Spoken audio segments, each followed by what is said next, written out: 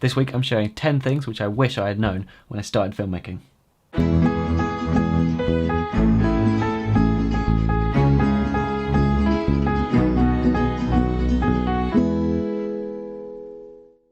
Hello, my name is Simon Cade and this is DSLR Guide. So the first tip is all about your attitude towards filmmaking, and I think this is a really important one, which is why I've put it right at the top of the list. So essentially the thing to remember here is that your first film is not going to be amazing.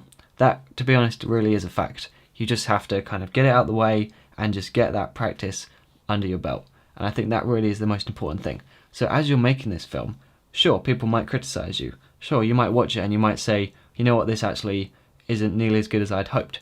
But that is absolutely fine because it's all learning. I can't guarantee that you'll make a good film, but I can guarantee that you'll make a lot of progress in terms of how much you know about filmmaking. So that is my encouragement, is that you really should just get out there and do it because you will learn tons. I like to think of making short films a bit like school, except a lot more fun. So although you're not getting paid at the moment, you're still learning tons of stuff, so I think that is definitely something to be grateful for. So tip number 2 is about how can we learn more about filmmaking. Well, luckily there is a huge online resource for learning about every single stage of filmmaking, so I'm going to list off some useful links that I've enjoyed over the years to help teach me about filmmaking, and so they should be pretty helpful to you too. So the first one is the YouTube channel Film Riot. They have really entertaining videos which also teach you tons of stuff, and if you go through and watch all of those episodes, although there is a lot, then you will absolutely learn tons of stuff. The next thing is Indie Mogul. They've stopped making videos now, but there's again lots of cool stuff, especially for more on the kind of DIY and props side. Another great one is Dave Dugdale. He teaches tons of stuff about how to get the most out of your camera, comparing lenses, comparing cameras, and just about anything to do with DSLR video. And he's also a really nice guy, which certainly helps. Next up is Still Motion. They are a group of really talented filmmakers, and they are great with lighting, and they are great with talking about storytelling stuff. That's probably the best resource for storytelling learning, which is very, very important. So check out Still Motion blog. Now there are also some great behind the scenes channels. For instance, channels like Freddie Wong and Corridor Digital, who have been very successful with their short skits and short films on YouTube.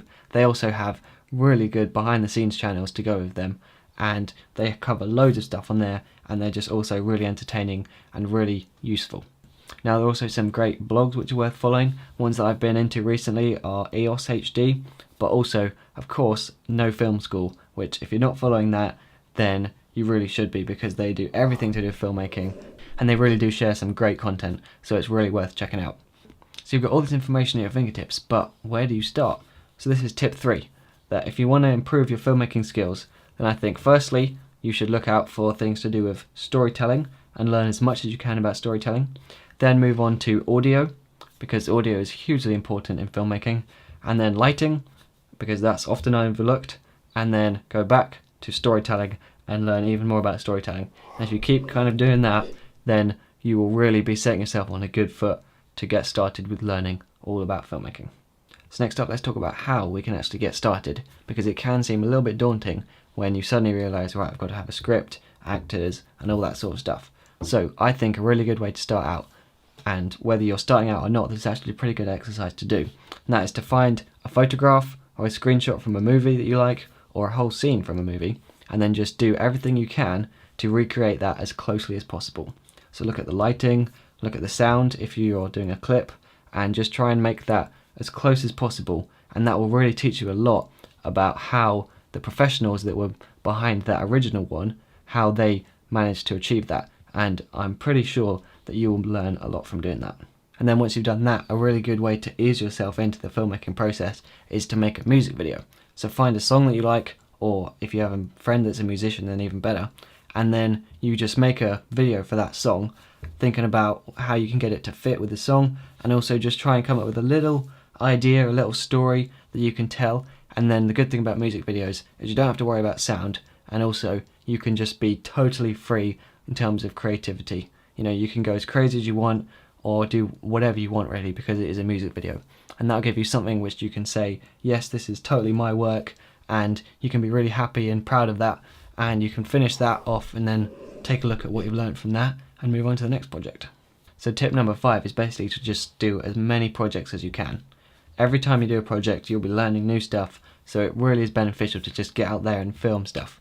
Do documentaries, music videos, short films, corporate videos for free. Just try and do as much as you can, because that way you'll find the stuff that you really enjoy and the stuff that you're good at. And it's good to have a wide range to begin with, and then you can focus in on what you really enjoy. Tip number 6, spending just a bit more time in pre-production, planning out exactly what you're going to do, can not only save you lots of time on set and make your life a whole lot easier, but it will also most likely result in a much better film in the end. So you don't have to be too careful about how much time you spend, but do just think about that of how much planning have I done and am I ready? Because, like I said, if you get a good idea and a good script beforehand, then it's likely to be a lot better. Whereas if you have just a very quick, rushed idea to begin with, then really there is only so much you can do to improve it in production. I know it's really difficult to believe this, but tip number 7 is that I think you should do your best to just not worry about equipment. It's so easy to get into this mindset that, oh, I really want to do this project, but I'll just wait until I get a new camera, because then it'll look a lot better. But really, at this stage, you really just want to totally forget about that, because we've all seen that it's very possible to make an extremely good film without very much equipment, and we've all definitely seen films that have a lot of equipment that weren't any good. So really at this stage, I would just say number one thing is to just get out there and do it. Please don't worry about saving up for the next piece of equipment, because that really will just slow you down, and if you want to succeed, then you really just need to get out there and film as much stuff as possible. Tip number 8, if you're just starting out and you're doing a small production, then it is actually very, very easy to find good locations to film in. The good thing about being a small budget and non-professional is that you can pretty much just ask someone who owns a farm, or the people who manage a restaurant, or pretty much anywhere you can think of. If you just go up and ask, then chances are they will let you film there without any costs or any permits. Now obviously this does vary depending on where you live, but generally if you're not earning loads of money from your films, then you can almost always get full permission to shoot at lots of different locations. You just have to ask. A quick phone call and then an email maybe, or just meeting up with them and asking always goes a really long way, and I've actually found that it's not that difficult. So tip number 9 is that when you're editing, always try and make it as short as possible. The chances are, if you think it needs to be this short and that you can cut out this much stuff, then you should really cut out more and just really squash it down as much as possible. That's the way they do it in Hollywood, and that's the way that you need to do it if you want to have viewers on YouTube, because really people will thank you when your film doesn't just drag out and play really slowly. Now obviously there are times when you can let it play out a bit slower, but it seems to me that almost every single beginner filmmaker tends to have their film play out for too long. So when in doubt, just cut it down and make it shorter.